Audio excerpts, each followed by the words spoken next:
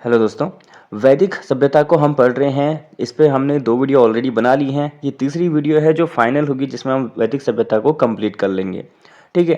तो अब हम जो है उत्तर वैदिक काल के सामाजिक जीवन को यहाँ पे देखेंगे और उसके बाद जो है इनके आश्रम व्यवस्था, संस्कार, 16 संस्कार क्या होते हैं, आर्थिक जीवन कैसा होता है इनका, वो सारी चीज़ों को हम कवर करेंगे और लास्ट में इनके महत्वपूर्ण बिंदुओं को एक बार क्विक रिपीट कर लेंगे। ठीक है।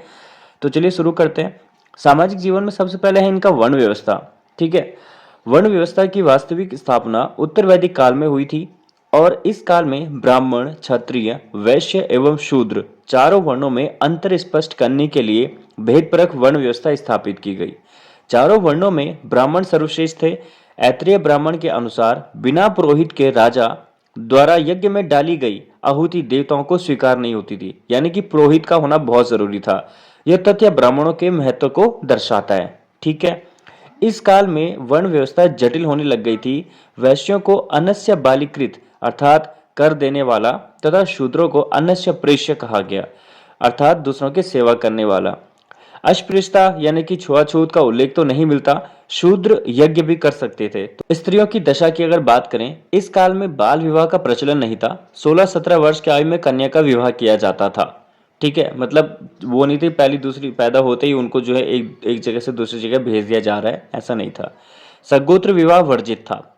इस काल में स्त्रियों को शिक्षा दीक्षा का पूर्ण अधिकार प्राप्त था। स्त्रियां गुरु आश्रम में जाकर शिक्षा ग्रहण करती थी। उत्तर वैदिक काल में गार्गी, मैत्रेयी, वेदवती, काश्यकृत्सनी जैसी विदुषी महिलाओं का उल्लेख मिलता है। मैत्रेयी संहिता में स्त्रियों को असत्य भाषी कहा गया था। ठीक है। इसी ग्रंथ में स्त्रियों को मनुष्य की 3 बुराइयों में से एक बताया गया है। ये बुराइयां शराब, जुआ और स्त्री। बात करते हैं इनके विवाह के प्रकार की।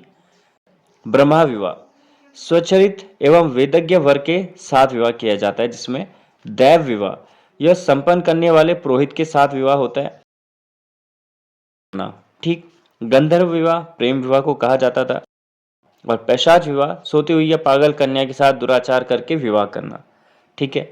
बात करें इनकी आश्रम व्यवस्था की संख्या 4 है और 4 आश्रमों का साथ वर्णन सर्वप्रथम जाबालोपनिषद में मिलता है।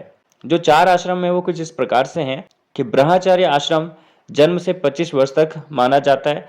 शैक्षणिक उपलब्धियां, बौद्धिक विकास हेतु ये जरूरी होता है। गृहस्थ आश्रम 25 से 50 वर्ष तक माना जाता है।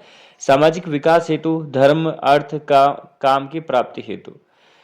वानप्रस्थ आश्रम 50 वर्ष से 75 वर्ष तक आध्यात्मिक उत्कर्ष हेतु माना जाता है और संन्यास आश्रम 75 वर्ष से 100 वर्ष तक मोक्ष प्राप्त करने के लिए माना जाता है। चारों आश्रम में गृहस्थ आश्रम को सर्वश्रेष्ठ बताया गया है। गृहस्थ आश्रम में मनुष्य 3 ऋणों से मुक्ति प्राप्त करता है तथा 5 महायज्ञ संपन्न करता है। गृहस्थ आश्रम में ही मनुष्य त्रिवर्ग की प्राप्ति करता है। ये धर्म, अर्थ एवं काम है। जो 3 ऋण है वो कुछ ऐसे हैं।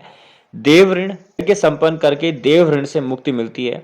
ऋषि ऋण वेदों का अध्ययन एवं अध्यापन द्वारा मुक्ति। पितृ ऋण पुत्र प्राप्ति द्वारा इस ऋण से मुक्ति मिलती है। मनुष्य के स्वरूप को सुसंस्कृत एवं परिष्कृत करने के लिए संस्कारों की व्यवस्था की गई। हिंदू धर्म में 16 संस्कार सर्वाधिक लोकप्रिय हैं। 16 संस्कार में कुछ इस प्रकार हैं, देख लीजिए। गर्भाधान, मां के गर्भ में जीव स्थापना। पुंसवन, पुत्र प्राप्त हेतु। सीमात्रोत्तरयन, गर्भिणी स्त्री के सुख सांत्वना के लिए। जात कर्म, शिशु के जन्म के समय। नामकरण, शिशु का नामकरण करना। निष्क्रमण, घर से पहली बार निकलने पर।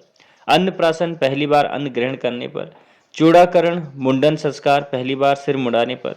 कर्णवेधन, जब शिशु का कान छेदा जाता है। विद्यारंभ, जब शिशु को अक्षर ज्ञान कराया जाता है। उपनयन, जब बालक या कन्या गुरु आश्रम में प्रवेश करते हैं। वेदारंभ, जब पहली बार वेद का अध्ययन करते हैं। केशांत, जब बालक पहली बार दाढ़ी मूछ बनवाते हैं। समावर्तन, शिक्षा पूर्ण होने पर गुरु द्वारा संपन्न। विवाहग्रस्त जीवन प्रारंभ करने के लिए। और अंत्येष्टि, मृत्यु के बाद अंतिम संस्कार होता है। ठीक है। आर्थिक जीवन की बात करें, उत्तर वैदिक काल में आर्यों के जीवन में स्थायित्व आया।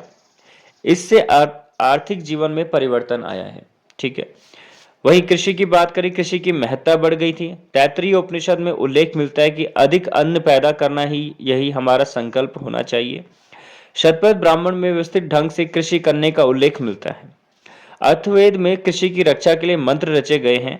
काठक संहिता में उल्लेख मिलता है कि हल को खींचने के लिए 24 बैल लगाए गए थे। ठीक है। इस काल में अनेक अनाजों की खेती की जाने लगी थी।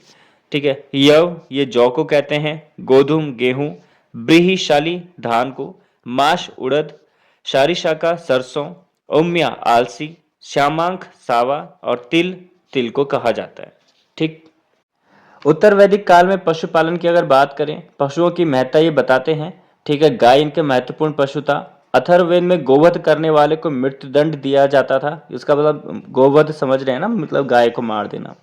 इस काल में हाथी को पालतू बना लिया गया था।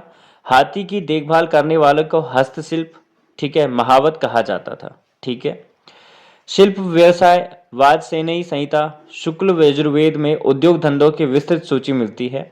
ठीक है, और बाकी जो इंपॉर्टेंट है जैसे साम अयस लोहा, लोहित अयस तांबा, कांसा, हिरण्य सोना, रुपया चांदी, शीशा, त्रिपुरांगा उल्लेख मिलता है इसमें। ठीक है, त्रिपुरांगा यहाँ पे लिखा हुआ है, इसका उल्लेख मिलता है। बात करें इनकी कुछ शब्दावली की, क्योंकि अब कभी बार ये शब्द पूछे जाते हैं कि इसका अर्थ बताओ। वैदिक शब्दावली है। तीसरा मंडल विश्वामित्र, चौथा मंडल वामदेव, पांचवा मंडल अत्रि, छठा मंडल भारद्वाज एवं सातवां मंडल वशिष्ठ ऋषि से संबंधित है। गायत्री मंत्र की रचना ऋग्वेद के तीसरे मंडल में हुई है। इसे दृष्टा विश्वामित्र इसके रचयिता दृष्टा विश्वामित्र हैं। दशराज युद्ध परशुनी नदी के तट पर लड़ा गया था। अथर्ववेद में अनार्यों का प्रभाव भी दिखाई देता है। ऋग्वेद में वर्णित अनु, द्रुहा, तुर्वशा, यदु एवं पुरु कबीलों को पंचजन कहा गया है। ऋग्वेद में मनुष्य को शतदाय कहा गया है, जिसका तात्पर्य है एक मनुष्य का मूल्य 100 गाय के बराबर। This is the end of the video. Thanks for watching. Subscribe, share and like for your opinion.